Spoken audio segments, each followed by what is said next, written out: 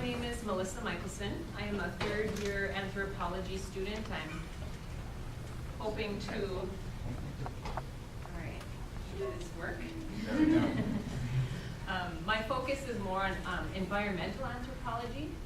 Some of the other team members, we are working on an interdisciplinary group project. Some of the other team members are with me today to answer any questions and to give moral support and cheerleading as we go.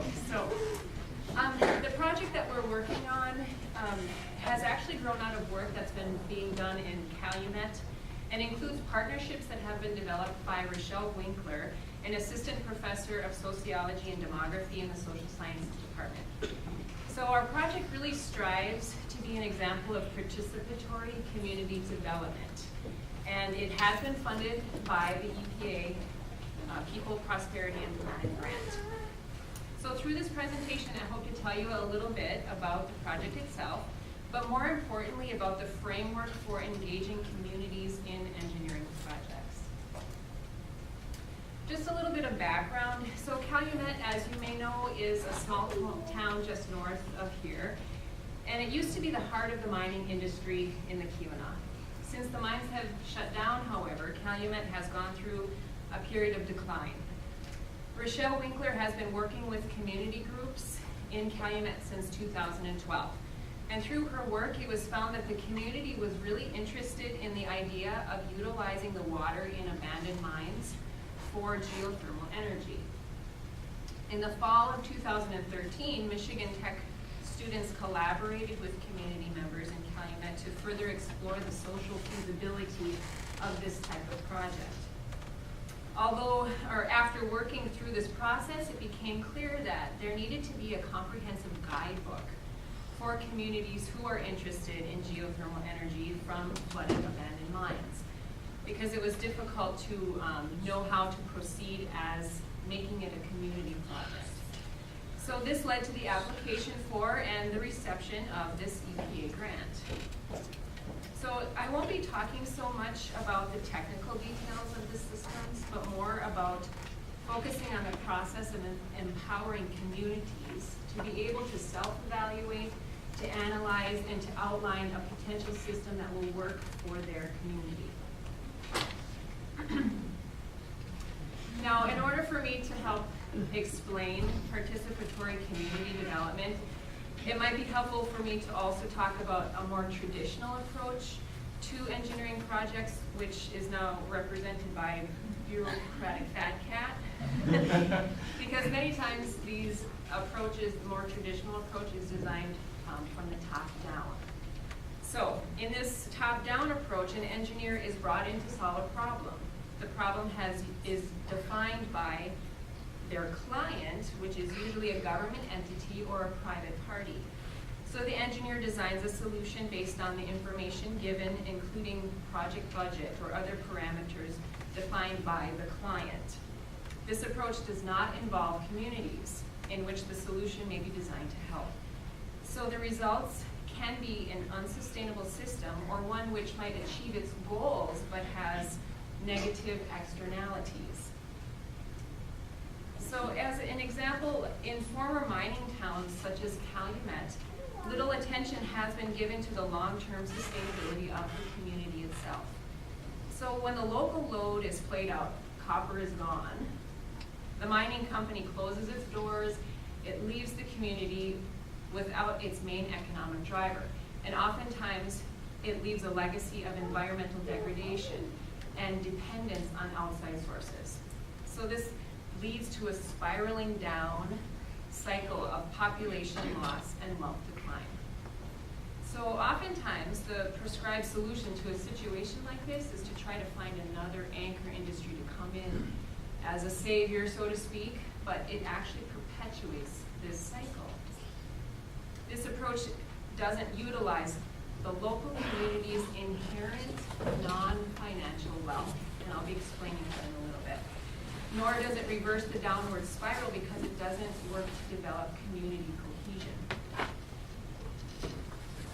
So the approach that we're taking and advocating for in our guidebook is the opposite of this traditional approach. It focuses on community participation, community problem solving, and community decision-making.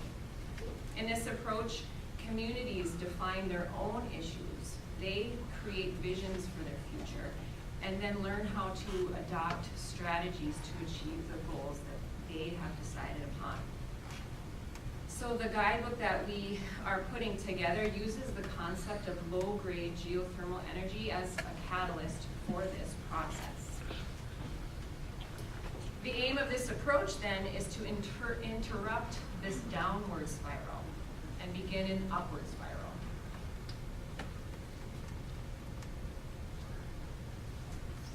So how this is accomplished is by understanding and utilizing a full range of capital available to a community.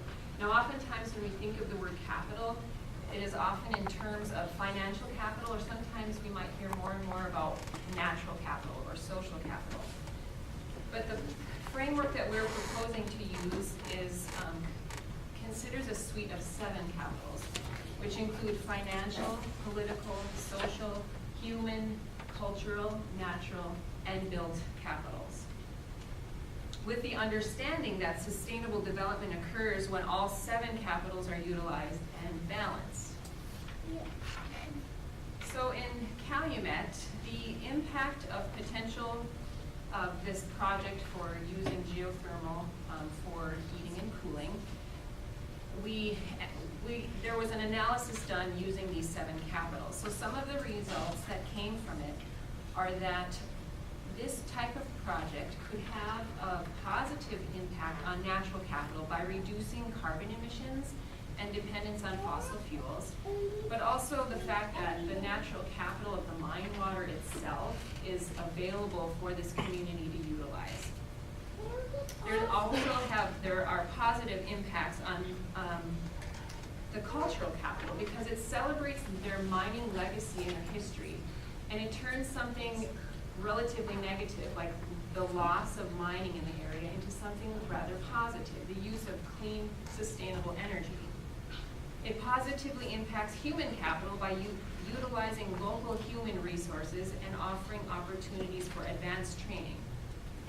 It enhances social and political capital by fostering participatory and collaborative planning. It improves built capital by upgrading infrastructure and improving energy efficiency. Now, while it is anticipated that a geothermal project could also enhance financial capital, many community members are still wondering where the initial capital costs will come from, and then of course who will pay them. Now, as far as the guidebook is concerned, we are currently writing this in order to give former mining communities, wherever they may exist, resources on how to establish a planning team, how to generate community involvement, and how to give communities, and this guidebook will also give communities resources on self-evaluation, on how to take do some of the technical feasibility work, how to envision possible system configurations, and also to calculate the economic and environmental cost-benefit analysis of a system. Additionally, the guidebook will provide insight on educational opportunities that come from planning, from the feasibility studies, and from the design processes themselves. It will also consider a range of ownership structures. It will provide insight on possible financial schemes, as well as a database of sources of funding and how to navigate legal considerations. So really the best way to develop community resiliency is by capitalizing on all available assets. This is accomplished by developing the structures, networks, and procedures required for meaningful participation by all community members. Now, this isn't a stationary target, but rather it is a moving goal that requires an ethic of participation in civic life. We hope that we can help communities find their path toward this goal through our guidebook. Are there any questions?